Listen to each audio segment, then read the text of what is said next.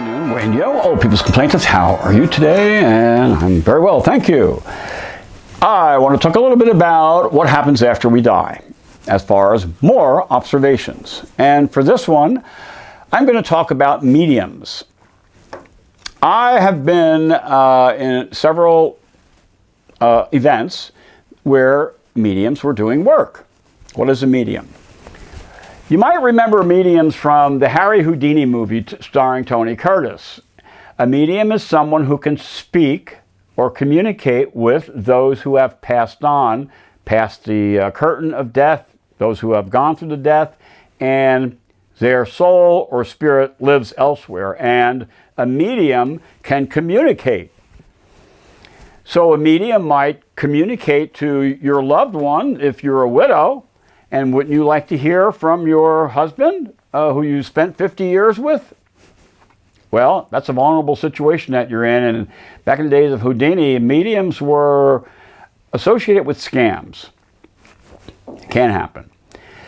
No, that must have done gone, right? And people lost a lot of money, and Houdini exposed many of them.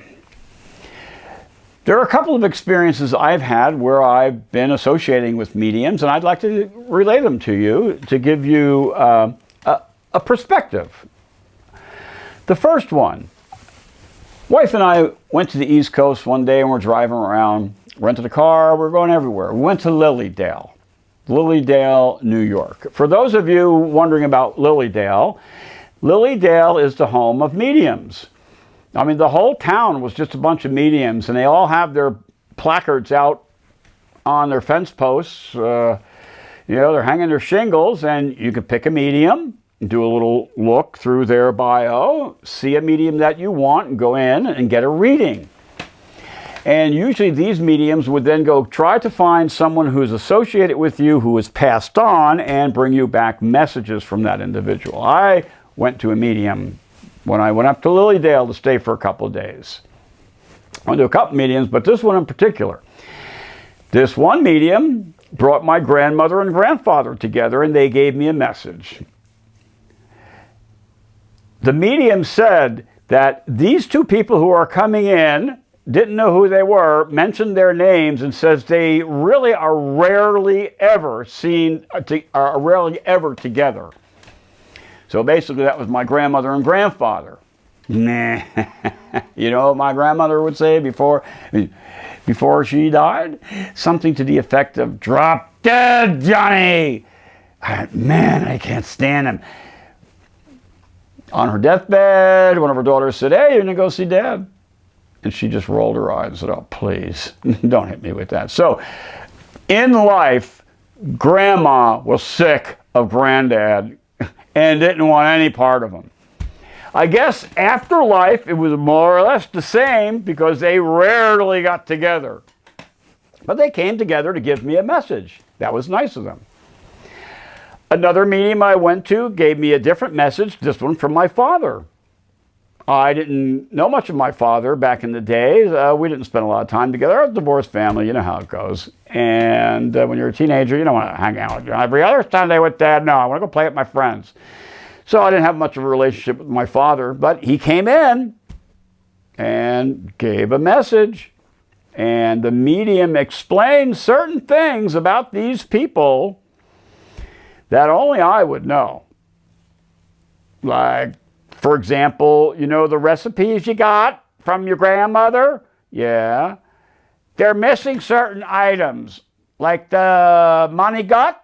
Yeah. The cheese? Yeah, 3 eggs, not 1. It makes them more fluffier. Really?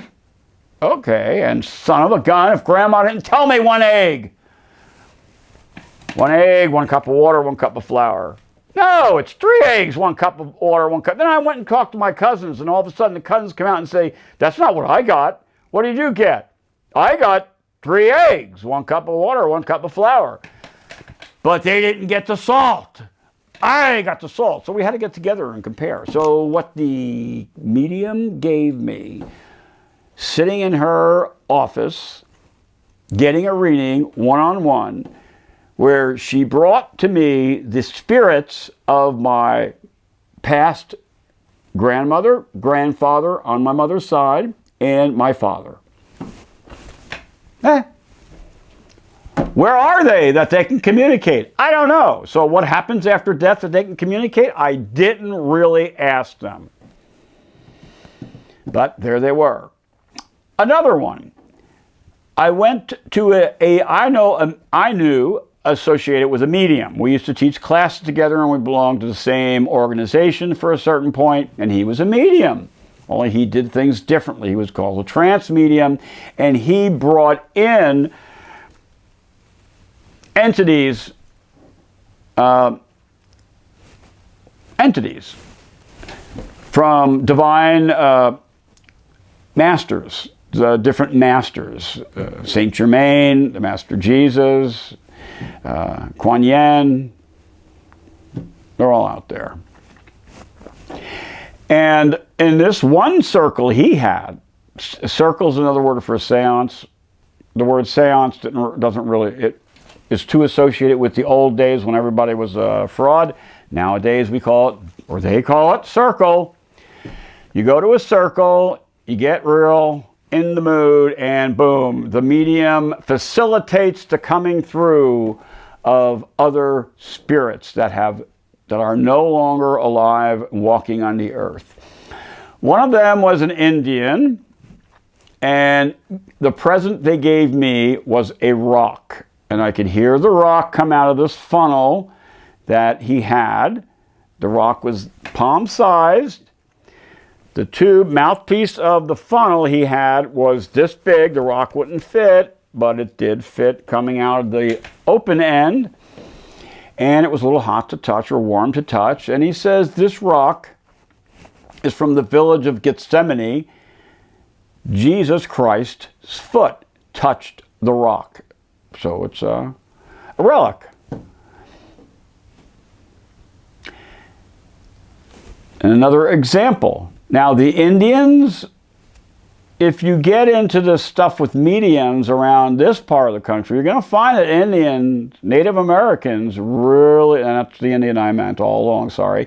Native Americans are really kind of deeply rooted in the aspect of spirit and spirit world and what comes after, because they respect and honor and pay homage to their ancestors who have passed, and they use magic, herbs, and everything else around here before we came here. It wasn't like going to Sunday Mass. They did things differently. But their imprint has stuck. And you're going to find a lot of people feel things from shaman that passed. So this was an Indian, and the Indian gave me a rock. The rock was called an apport. Meaning that on all of this, what happens after we die? Don't really know, because I never specifically asked, and I haven't been there. I'll try to let you know once I do go there, but evidently something is going on, because there seems to be a lot of personalities, characters, spirits, living forces on the other side of the reality curtain that we know. And maybe you want to call it the other side of death. If you're worried then about, oh, I've been a real son of a gun most of my life, and I'm going to probably end up burning in hell. I got to tell you, I haven't heard any stories of anyone burning in hell. The worst things that I heard are people who were tied to the earth over something and didn't want to leave. So they haunted a house, for example. And you don't have to have a haunted house to have a haunted house. You can have it. Strange things are going on. And how are they happening? Because somebody died and didn't want to leave. Yeah. A lot of different facets, a lot of different stories. It's a very interesting area. If you ever get into it, it's called spiritualism or spirituality and stuff. They're mediums. And, it's just another thing to go and take a look at. It might calm you. might give you a different perspective. It might turn this whole thing into an adventure for you. And when the day comes that I can't breathe anymore, I'm going to head off into an adventure. Okay? And it doesn't help the people you leave behind, I know, but, especially the dogs.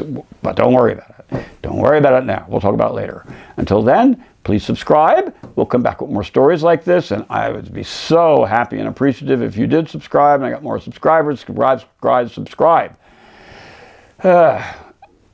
Otherwise, hey, just view it and hang out. I'll see you later.